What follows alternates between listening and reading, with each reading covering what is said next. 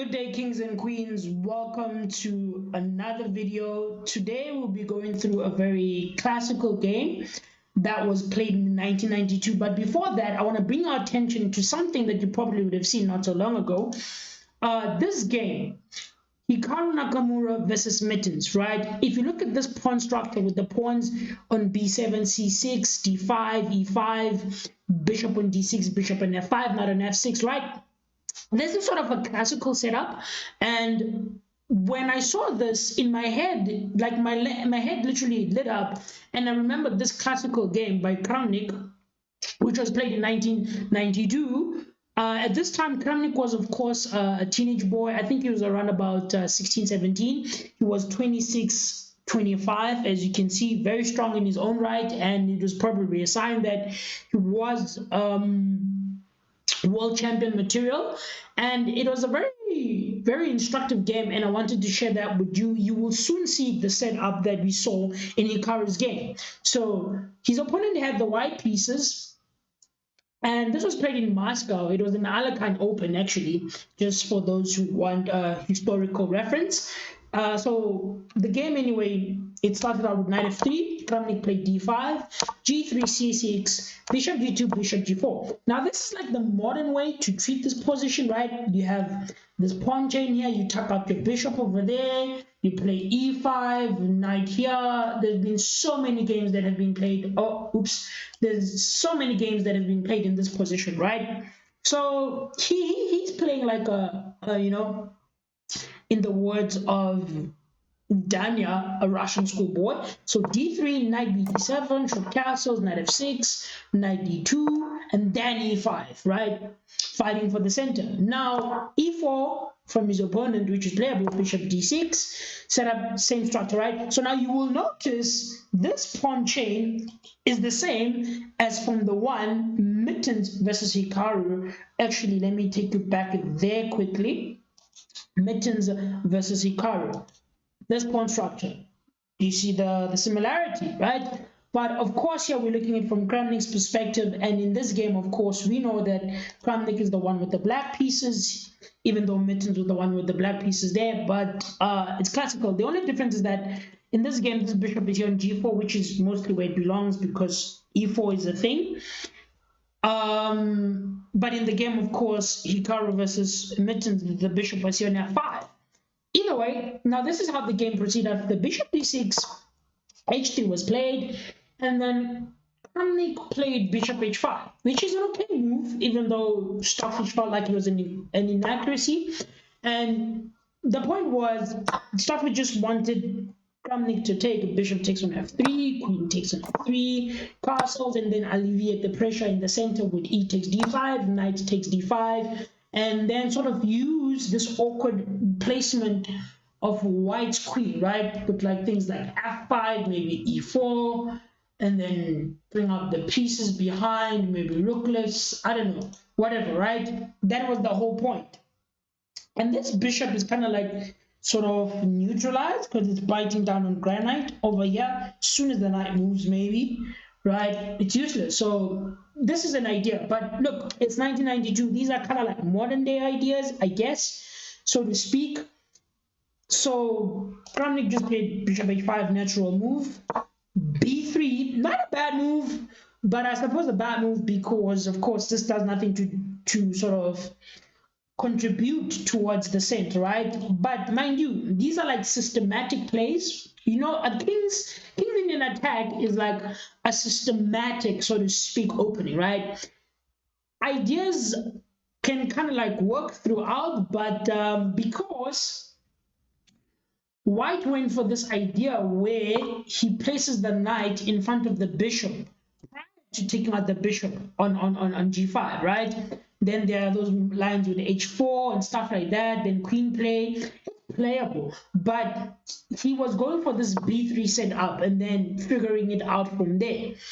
However, at this point also, what's best is for him to alleviate the pressure by taking here in the center and just sort of get rid of this tension. But the rule of thumb is whoever takes first in the center surrenders the center. So that's why b3, even though the engine thought it was a blunder, it's a reasonable move. And then, of course, got castles from Kramnik, bishop b2, from his opponent rook e8, rook e1, standard stuff. And then now I want to bring your attention also to this position. Now, Mittens in the game versus Hikaru played something like queen e7, and then Hikaru played a3 to counteract this diagonal. Because of the queen bishop battery that was here, right? And this move is very instructive because this setup over here, this pawn on b3 is a hook for a pawn landing here on a4, right? It's a hook. So if maybe white does nothing, maybe don't play a4 himself, or I don't know, just something else. This pawn will go here, maybe takes to open up the a file, maybe not take, maybe just a4, a3, boot the bishop back, and then maybe clear the center with e5, and just positionally sort of slowly advance and just squeeze white to death. I don't know, in a perfect world, right? So his opponent obliges, plays a3, that makes sense. So now if a4, then a5 will shut the door on anything here on the queen side, then play will be dead. b5 indeed, not a4, b5, just taking more space. Knight f1 was a step in the wrong direction. So white here is still playing in sort of the true spirit of the King's Indian attack, right? He wants to rewrite his knight either through here, or there, jump in this way, stuff like that. I don't know, right? But he is kind of ignoring the fact that Kramnik is here on the queen side, getting ready to launch a very devastating attack, as you will soon see later in the game. And his opponent is kind of like ignoring him and going about his business. So pawn takes, a well-timed move, best move by the way. D takes on e4, D takes on e4, and then he plays knight c5, right? That hits the pawn. Now it's off because when the knight left, it was removed from the guarding of the e4 square, and then the e4 pawn became a little bit soft. So now, as you can tell, that both knights are hitting that, and it's only protected once by the rook. So what happens now? Knight comes back, but then it's a wasted move. Queen c7, black lunges forward. Queen c1. Now, this move is an inaccuracy, but it's understandable because his opponent is trying to step away from the pin of the bishop, right, so as to move his knight.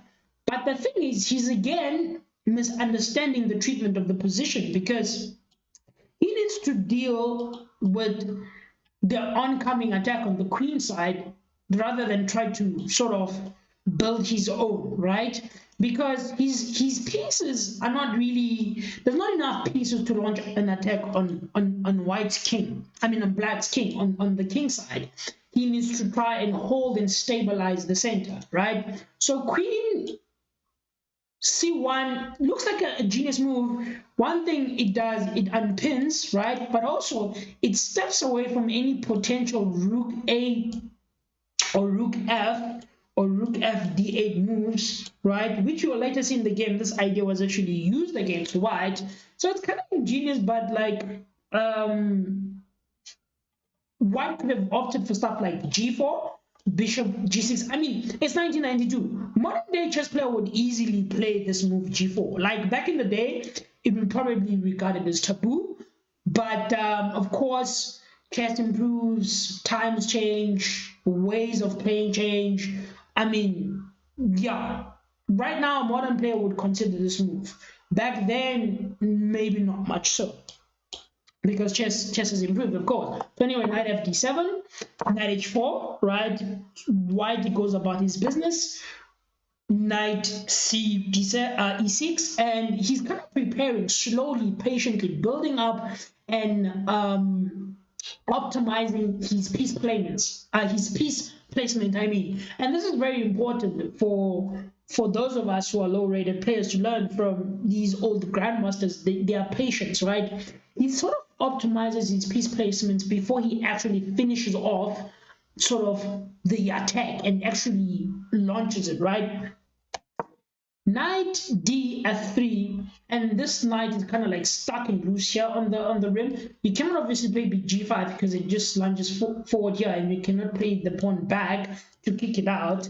But like it does nothing because knights on the rim are dim. This is doing nothing, right? So Kramnik plays f6, Good move, solidifies the center on e5. Right now, this bishop over here is biting down on granite. This knight is in the way of this f4 pawn to have any potential pawn breaks. So, I mean, white is continuing to mistreat the position, basically. And now it's about +1, of course, but please don't know it's +1. Bishop f8, right? I'm not exchanging. This knight is a bad piece. I'm not going to exchange for this healthy bishop. It's on this beautiful diagonal and it's uncontested. So instead, Kramnik plays the best move, bishop f8, dropping it back for the protecting g7, but there's nothing really because it's not like white can just swing over with the queen. Game continues, rook e3, bishop f7, queen e1, which is it's a bad move because it's like when you look at these past few moves, it's like white does not really know what to do. Like this rook left to e3, what is it doing there? He also doesn't want to lunge forward with stuff like c4 because then his whole queen side is loose and it's weak. So like white is in misery, right? So that's why moves like queen e1 on the board, more like waiting moves really. G6 boots the knight from f5, and then now a brilliant move, c5. Black is ready. The attack begins. Bishop f1, right? Because just so you understand, cu4, all of this is just coming. Rooks are coming behind here or maybe there, I don't know. And look, black is about to crash through on the queen side.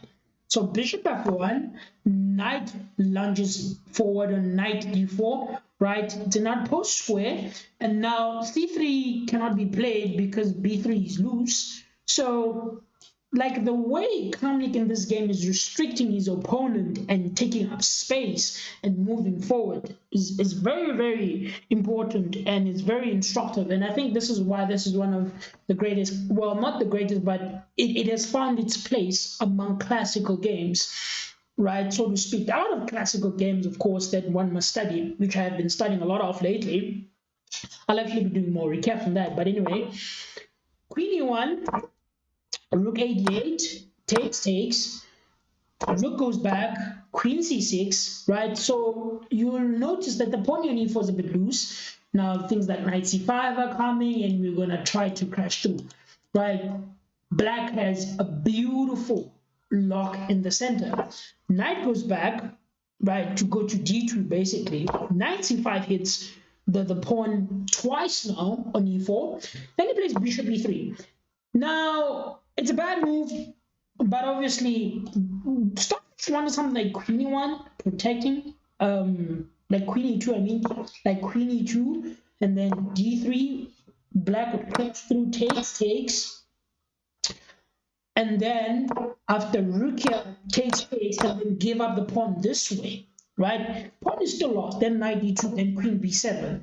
Pawn is still lost, but then Stockfish claims that this is playable. How in the game it went bishop d3, and of course, take there. Now, black is crashing through. First things first is it's a4 pass move, breaking through on the queen side, right? Bishop there, trying to remove that knight over there. Now you can't even play a4 because then it just takes. I mean, white is collapsing here, is in misery. King h2, rook dc8. Now this is why later on in the game it was best to play rook e8 because at least the other rook had the flexibility of being anywhere on these three squares. Now he has to play it back, but it was still playable, to be fair. Still playable. Obviously, Kramnik is not Stockfish. He did not see the future. No one does except Stockfish. So rook c8, rook ac8. And then look at this move, bishop c4. And the point is, he's sacrificing it because if takes, which is what happened in the game, takes, the queen is hit with tempo and then just c3. And I mean, this is just lost. It's bad. And if you take with the knight, I first take here, hitting the queen with tempo, and then afterwards I pick up the rook here on c1. Beautiful chess by a very young prodigy at the time. takes, so b takes c4, b takes c4, knight takes c4, queen, oh, bishop takes first on c1, knight takes on e5, queen takes on c2. We won't go into the tactics and everything, but as you can tell, I mean, this is losing, right? Just pick up the free piece, and the knight is still hanging. The knight moves where to? Here? Really? Right? This is miserable. Maybe even like e6 here, and just roll the pawn down the d file, right? Black is won and white is lost. And so here, right in this position, Kramnik's opponent resigned. And that is how, ladies and gentlemen, the former world champion defeated, right, his opponent in 1992. It was the Alekhines Open. Kramnik came to scrap. He's young, he's the protege, he's 26, 25, and he demonstrates basically how to treat these positions, right? These are classical ideas that we can learn from. I mean, this was probably one of many critical positions. This move here, when he played a5, I'm looking for a5, I cannot find a5. Where's it? Let's just go back here. No, not there.